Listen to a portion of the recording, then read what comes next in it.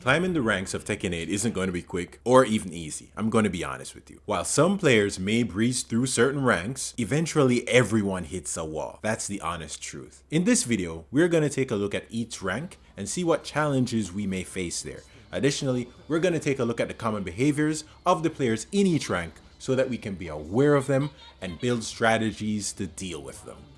Alrighty, let's begin.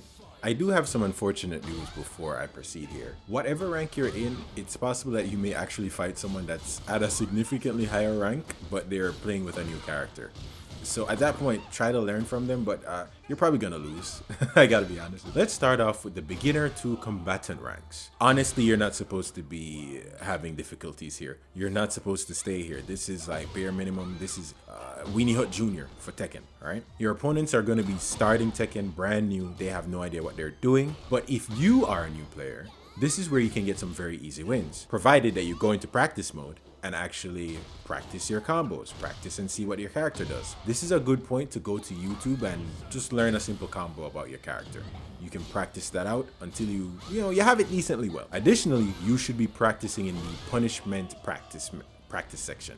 You want to go there and practice the punishments for your character, so that way you actually start off right, punishing moves that you should be punishing on reaction. I do have one thing to say here. At this rank, button mashing would help. It actually works really well, but if you actually start button mashing, you're going to build the bad habit of button mashing.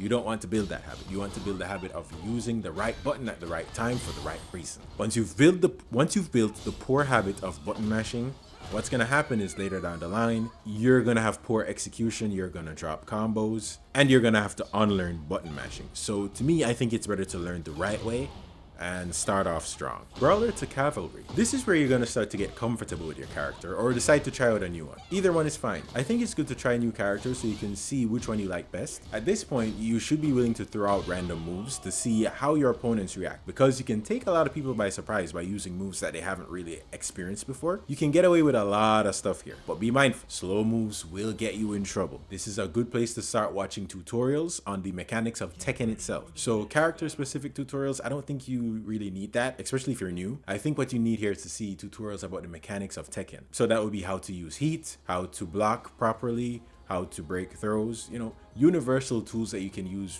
on any character basically. Vanquisher to Eliminator. This is basically the Wildlands. Anything goes here, anything can happen. This is where you find people are always pressing buttons and using unsafe moves. But weirdly enough, those moves work. And I think it's because they've been using those moves before and seeing that, they actually yield positive returns. So they're gonna keep using those moves. These players tend to button mash if they've been doing that in previous ranks.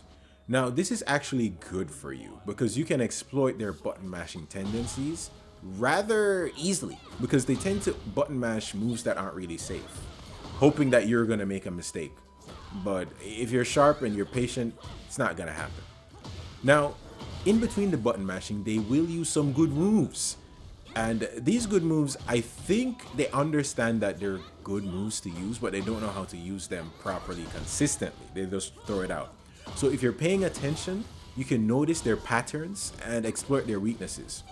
They also know some combos. I'll be honest here. They know combos and they're pretty good at executing the combos, but they're more likely to drop them here. They're still learning just like you, but being mindful of the fact that they're gonna make mistakes, and a lot of mistakes, you're gonna win quite consistently here if you're patient and observant. You know what? I would say learning a specific character here, like starting to really focus on a character here, is good, especially moving up to the later ranks. So starting to watch a character specific tutorial, it's gonna really be beneficial for you here. Garyu to Tenryu. Now this is big boy, big girl ranks, alright? This is red ranks. This is your first major wall on your journey. At these ranks, you want to choose a main and focus on that character. This is where your opponents know their characters and are starting to use flowcharts and tech traps. You should be doing that too. If you have multiple characters playing, I don't think that's beneficial for you because you can get confused with regards to the inputs of the different characters and you're gonna drop combos, you're gonna miss punish opportunities. So I don't think it's good to focus on multiple characters. Unless you're a high level player, then you don't need me to tell you what to do. But if you're new, this is where you should really like specialize and just pick one character, learn that character going forward. If you don't know your character here, like if you don't understand a lot of the moves in the move list, what are the weaknesses of your characters, what moves you shouldn't be using at what time, you're gonna have problems beating people because they know what to do. They're waiting for you to make a mistake, and people here, they're doing a lot of damage. You're gonna get beat down, all right? So you gotta know what you can and cannot get away with here. I think it's good to also understand that once you've gotten a character to, let's say, Garyu, you can put that character to rest and then decide, hey, I'm gonna try somebody else and really focus on that character. Like if you've been playing Lars all the way up from beginner to Garyu or Tenryu, it's okay to say, all right, let me move on to another character and like let's learn Lili or Brian. Like this is where you can make that change and understand that you have a decent understanding of Tekken and that previous character. For this example, Lars. Why did I say Lars? You can do that with any rank, but I think this is an okay place to be like, all right, I know this character enough, I can move on to another character. Mighty Ruler to Battle Ruler. These players break your flowcharts.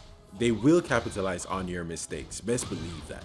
You need to have very good defense here, and you need to have practice watching your opponents and trying to learn and see what they're going to try to do to you so that you can exploit it. Most people at this rank, they're pretty sharp. They've been playing for a long enough time that they know their character. They basically have some sort of idea of what your character does too. So if you're gonna try to use, you know, the typical run-of-the-mill strategy, they probably have experienced it before, so they know how to deal with it. This is not the place that you want to be trying any funny business. But you might get away with it, but don't be surprised if you get punished. Like these players know what they're doing. They're not playing games with you, sir. They're trying to rank up. You're gonna be their next victim if you're not careful. Fujin to Bushin.